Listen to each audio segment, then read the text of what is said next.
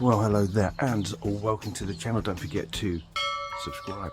And in this video we're going to be asking the question, when is the best time of year to plant your snowdrops?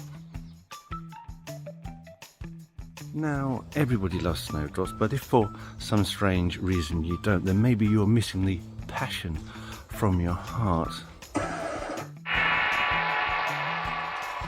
Hold on, I just want to do a little interruption there. If you wait till the end, I'm going to give you a couple of little facts about snowdrops that you probably didn't know about. Anyway, sorry about that. Just continue the video now. And while not the first flower of the year, they are indeed the harbinger of spring. Snowdrops, as you probably know, the botanical name is Galanthus. Gala is Greek for milk, and anthus flower, so milk flower, due to the whiteness of the flower. And the most popular snowdrop that's planted nowadays is the Galanthus nivalis. Nivalis meaning snowy. What a surprise. Now, luckily for you, there are indeed 2 times of the year in which you can successfully plant your snowdrops. The first is in the autumn when the bulbs are available, and the second is in the spring when the nurseries are releasing pot-grown snowdrops for you to buy and just plant them as they are. But one is better than the other, and it's always best to plant them in the green, which is a gardening term that doesn't really mean a lot, and that means you'll be far more successful in planting your plants in the spring when they're already in leaf and established in a pot. Now, it is a more expensive way of doing it. The far less expensive way of doing it is to buy them as bulbs in the autumn, but there is a problem. When they lift all these bulbs, and these bulbs are very, very small, they'll be lifted, they'll be packed, they'll be shipped off to your garden centre, and they will sit in those packs really until they sell. So they may be available from about October, and they're just going to sit there until someone buys them. And because those bulbs are so small, that means they can dry out. And dried out snowdrop bulbs are not very viable. They tend to either just give up the ghost or just give very weak, poor growth. So if you do intend to buy them as bulbs in the autumn, you want to get in there very early as you can. As soon as they become available, don't think about it, just purchase them.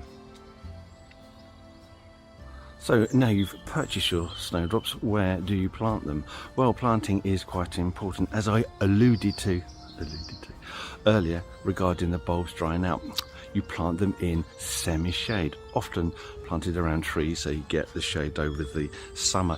They like to have like a permanently moist but certainly not waterlogged soils. Soil type, they're not particularly interested, but the one thing that will really knock your snowdrops back is to plant them in a well-drained sunny site, because of the drying out issue. It really doesn't do them any good.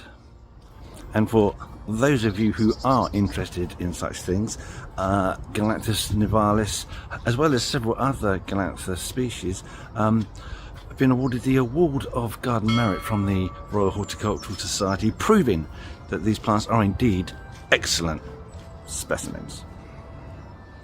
Okay, you've been very good watching the video to this point, so I'm going to give you my 2 facts. Fact number 1 is that the snowdrop is not a native to the UK. It is indeed a native to the Middle East and Europe, and was believed by some that it's brought over by our oppressors, the Romans, 1,000 years ago. But sadly, that's not true, because they weren't described here in the UK until the middle to early 18th century. So Romans, no. Somebody else, yes. Right, second fact is this: Galanthus contains the chemical galanthamine, and that is a chemical that is used in the treatment of Alzheimer's fairly successfully. Doesn't cure it, but extremely successful in staving it back. So there you have it. 2 excellent facts in my opinion. And there you have it. Those are the best times to plant snowdrops. Those are 2 excellent facts about snowdrops, and that's how you plant them. Anyway, thanks for watching. See you in the next video.